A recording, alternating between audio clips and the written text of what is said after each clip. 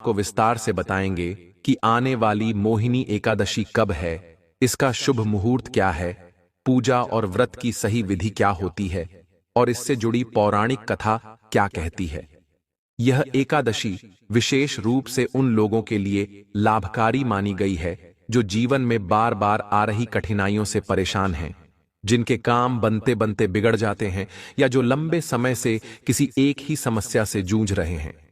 अगर आप भी जानना चाहते हैं कि मोहिनी एकादशी पर व्रत कैसे किया जाए, किन नियमों का पालन करना चाहिए, पूजा किस समय करनी चाहिए और भगवान की कृपा कैसे प्राप्त हो सकती है, तो हमारे साथ अंत तक जुड़े रहिए। हम आपको देंगे हर वो जानकारी जो इस पुण्यतिथि को पूरी श्रद्धा और विधि से मनाने में आपकी मदद करेगी। अगर आपके जीवन में आर्थिक परेशानी चल रही है, कोई समस्या लंबे समय से बनी हुई है, तो मोहिनी एकादशी का व्रत एक श्रेष्ठ उपाय हो सकता है। अगर आप अपने जीवन में शांति चाहते हैं, मोक्ष की ओर बढ़ना चाहते हैं, तो यह एकादशी एक महान साधन है। आज हम इस वीडियो में जानेंगे कि इस एकादशी का व्रत कैसे करना है, किन चीजों का दान करना चाहिए, पूजन की विधि क्या होगी, व्रत के क्या नियम होंगे। इस दिन कुछ चीजें छोड़नी होती हैं और कुछ चीजों का उपयोग नहीं करना होता। आपको एक दिन पहले से किन चीजों का त्याग करना है, इसका भी नियम होता है। यह व्रत किस दिन करना है, इसका शुभ मुहूर्त क्या रहेगा, पूजा का समय क्या होगा, यह सब हम आपको बताएंगे।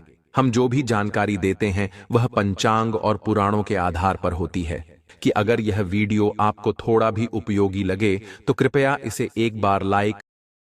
आपका एक लाइक हमारे लिए बहुत महत्व रखता है। अपनी मनोकामना की पूर्ति और व्रत की सफलता के लिए कमेंट बॉक्स में अवश्य लिखें ओम नारायणाय नमः। इस मंत्र की बहुत अधिक महिमा है। तो चलिए अब जानकारी शुरू करते हैं। बात करते हैं आने वाली एकादशी के बारे में। यह आने वाली एकादशी शुक्ल पक्ष की एकादशी होगी और इसका नाम है मोहिनी एकादशी है।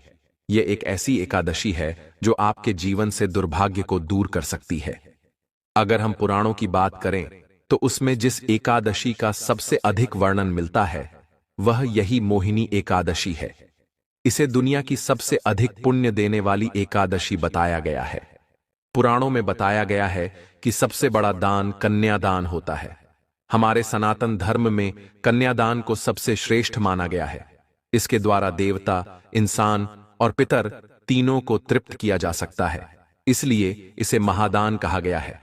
आप जानकर हैरान होंगे कि मोहिनी एकादशी का व्रत करने से 1000 कन्यादान के बराबर फल मिलता है। जितना पुण्य अनुदान और कन्यादान से मिलता है उतना ही पुण्य इस एक व्रत से मिल सकता है। मैं आपसे कहूंगा कि एकादशी के दिन व्रत करें, भगवान की पूजा करें, कथा सुनें और व्रत को पूरी विधि से निभाएं।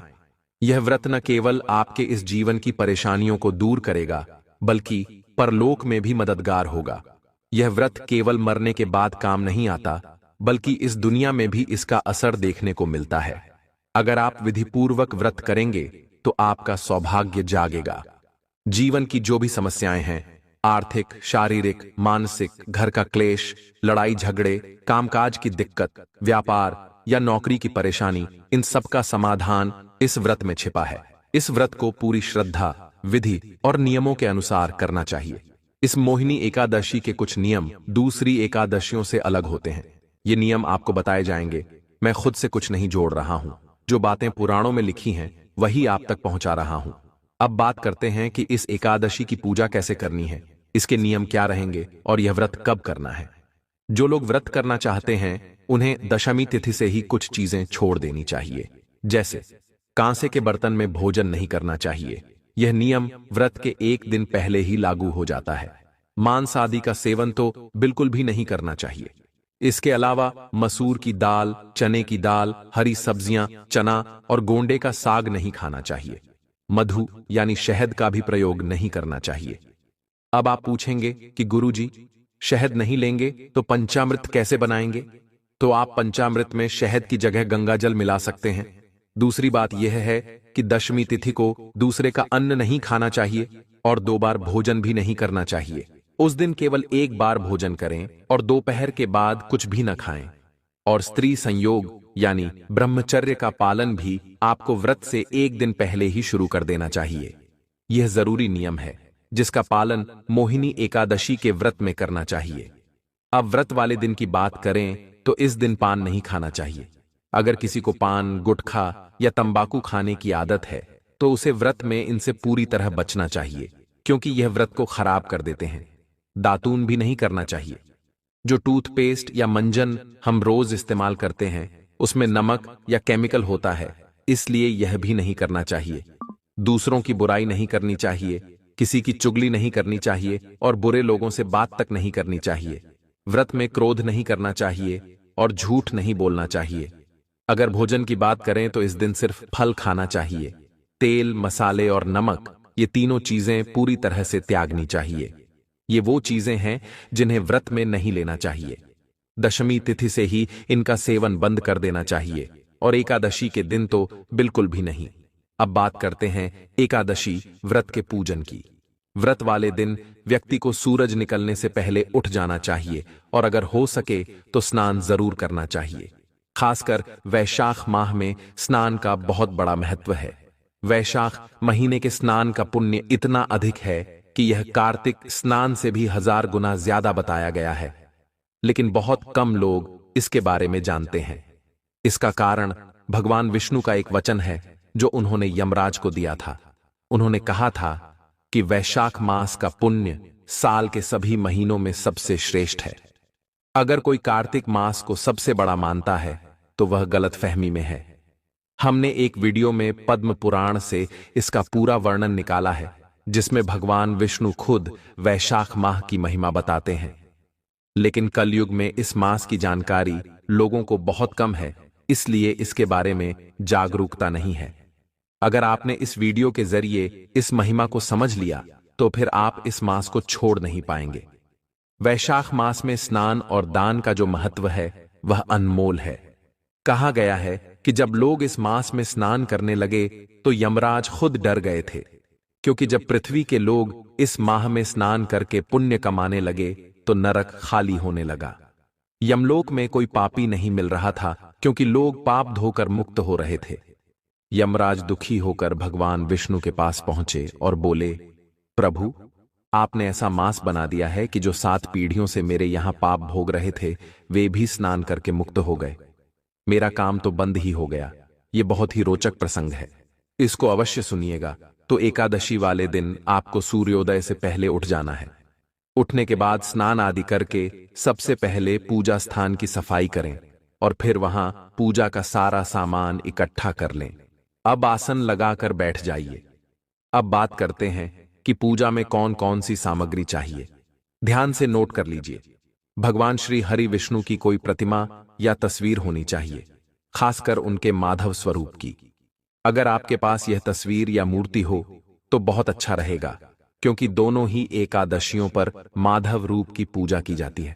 इसके अलावा आपको चाहिए एक चौकी, पीला कपड़ा, रोली, मोली, पान, सुपारी, लौंग, इलायची, अगरबत्ती, फूलों की माला, कुछ खुले फूल, एक चित्र या जानू और तांबे का लोटा।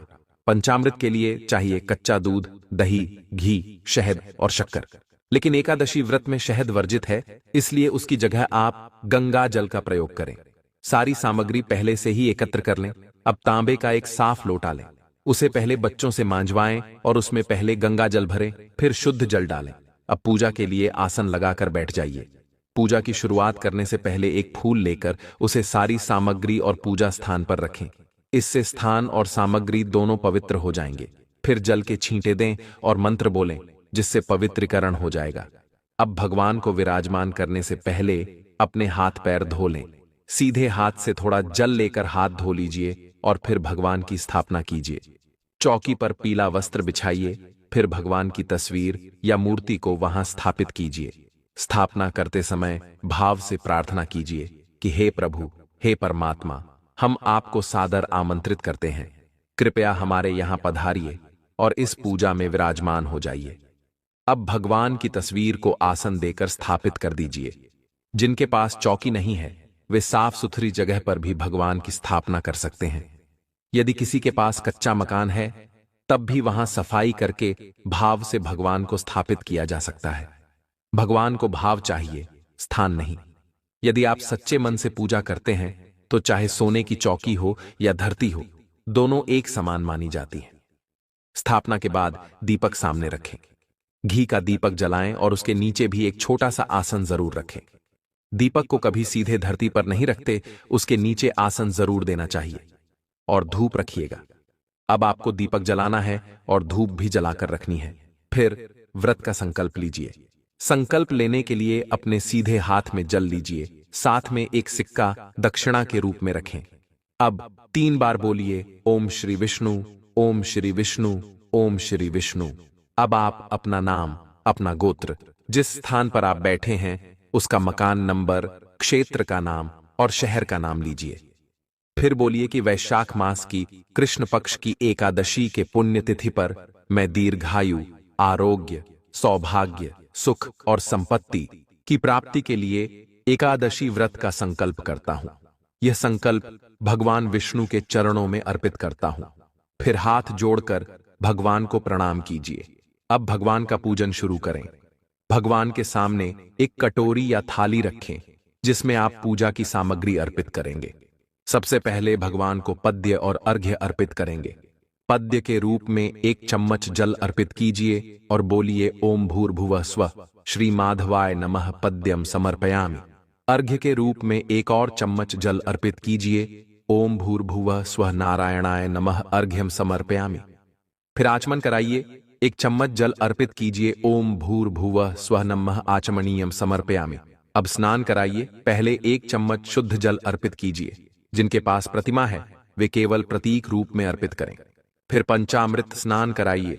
कच्चा दूध, दही, घी, गंगाजल और शक्कर मिलाकर पंचामृत तैयार करें और बोलिए ओम भूर्भुवः स्वः श्री माधवाय नमः पंचामृत स्नानम समर्पयामि। इसके बाद एक बार फिर से शुद्ध जल से स्नान कराइए। ओम भूर्भुवः स्वः श्री माधवाय नमः शुद्धोदक स्नानम समर्पयामि। अब भगवान को वस्त्र अर्पित कीजिए। कोई भी साफ कपड़े का टुकड़ा हो वह अर्पित करें। ओम भूर्भुवः स्वः वस्त्रम समर्पयामि। अब भगवान को पवित्र अर्पित कीजिए। 1 जनेऊ लेकर भगवान को पहनाइए। ओम भूर्भुवः स्वः यज्ञोपवीतम समर्पयामि। फिर चंदन लगाइए। ओम भूर्भुवः स्वः गंधम समर्पयामि। इसके बाद पुष्प अर्पित कीजिए और फूलों की माला पहनाइए। अब भगवान को धूप और दीप दिखाइए। ओम भूर्भुवः स्वः धूपम समर्पयामि। ओम भूर्भुवः स्वः दीपम समर्पयामि। अब नैवेद्य अर्पित कीजिए। जो भी फल, मिठाई, ड्राई फ्रूट्स या मिश्री उपलब्ध हो वह अर्पित करें। ओम नारायणाय नमः नैवेद्यम समर्पयामि।